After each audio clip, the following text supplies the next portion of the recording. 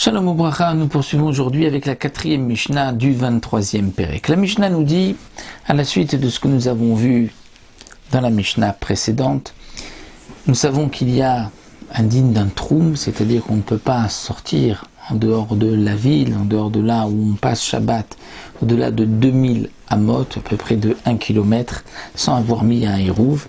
Mais est-ce qu'on pourrait aller Shabbat après-midi, samedi après-midi, dans la fin d'après-midi, aller jusqu'à la limite du troum pour, juste après Shabbat, sortir du troum pour des ouvriers, pour d'autres choses? Nous avons vu que donc c'est interdit. Mais, si c'est pour une mitzvah, alors Abba Shaul nous avait dit dans la Mishnah précédente que c'est permis. Et c'est ce que la Mishnah vient expliquer ici. Quelle est la mitzvah? Marchichim à la troum. On peut aller donc, avant la tombée de la nuit, de la sortie de Shabbat, jusqu'à la limite du troum pour après dépasser le troum, après Shabbat, les fakir à l'iskekala, pour s'occuper, pour regarder quels sont les besoins, s'il y a un mariage le lendemain et qu'on a besoin d'être présent, de voir si tous les préparatifs sont comme il faut. Valiske Amet ou Barminan, pour un enterrement, pour les besoins d'un mort. Par exemple, la ville Aaron Vitachichin, pour lui amener un cercueil, pour lui amener un linceul. Un autre digne que nous enseigne la Mishnah.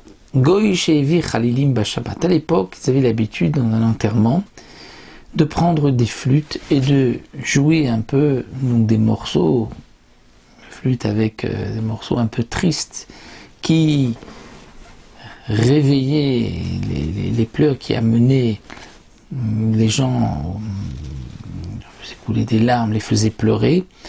Donc si un goy, un non-juif, amène des flûtes Chalim Shabbat, donc il les a amenées pour un Israël, et je me pose la question, peut-être qu'il vient d'en dehors du troum, et même si lui, le non-juif, a le droit de se déplacer où il veut, mais quelque chose qui vient d'en dehors du troum, je ne peux pas l'utiliser.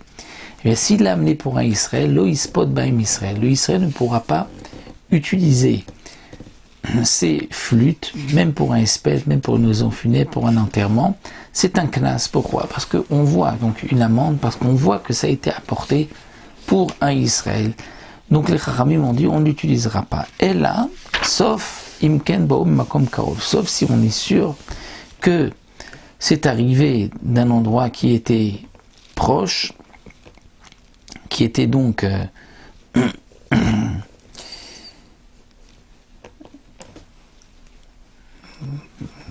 c'est-à-dire on est sûr que ça provenait d'un endroit qui était à l'intérieur du troum et qu'il ne l'a pas amené d'en dehors du troum.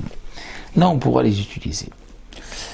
De même, un autre din. Asulo Aaron, bechafrulo kever, kaver bo Israël.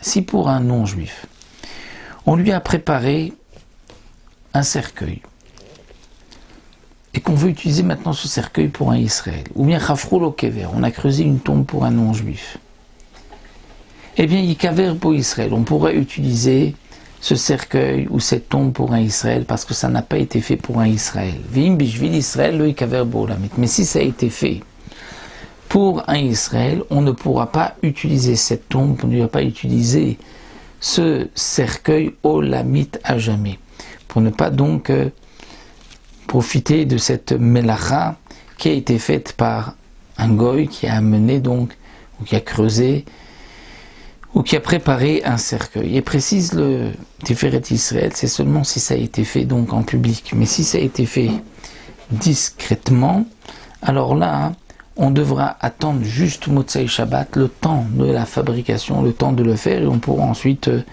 l'utiliser.